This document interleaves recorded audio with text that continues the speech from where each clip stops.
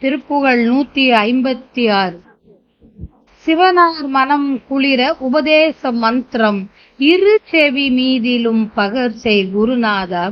சிவகாம சுந்தரி தன் வரபால கந்த நின செயலே விரும்பி உளம் நினையாமல் அவமாயை கொண்டு உலகில் விருதாக அலைந்து உழலும் அடியேனை அஞ்சல் என வரவேணும். அறிவாகமும் பெருக இடரானதும் தொலைய அருள் ஞான இன்பம் அது புரிவாயே.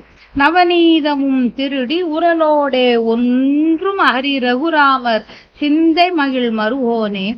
நவலோகமும் கை தொடு நிஜ தேவ அலங்கிருத நலமான விஞ்சை கருவிளை கோவே. தேவயானை அங்குரமின் மணவாள சம்பிரமுரு திரள் வீர மிஞ்சு கதிர் வடிவேலா. திரு ஆவினன் குடியில் வருவேள் சௌந்தரிக ஜெகமேல் மெய் கண்ட விரல் பெருமாளே. விரல் பெருமாளே அறிவாகமும் பெருக இடரானதும் தொலைய அருள் ஞான இன்பம் அது புரிவாயே.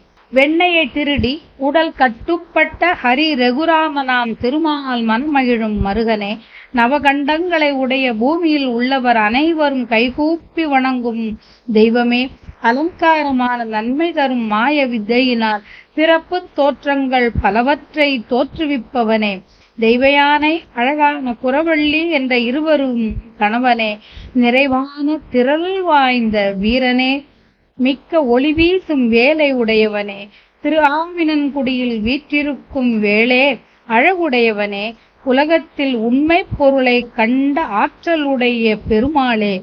சிவபெருமானின் உள்ளமானது மகிழும்படியாக உபதேச மந்திரத்தை அப்பெருமானின் பெருமை மிகுந்த செவிகளில் கூறிய குருநாதனே. சிவகாம சுந்தரியான பார்வதியின் மேன்மை கொண்ட மகனே. கந்தனே நினக்கு அடிமை செய்யும் தொண்டை விரும்பி மனத்தில் எண்ணாமல் தீய மாயையில் பட்டு உலகில் வீணாக திரிந்து வருந்தும் அடியவனான என்னை அஞ்சாதே எனக் கூறி அருள நீ வருதல் வேண்டும்.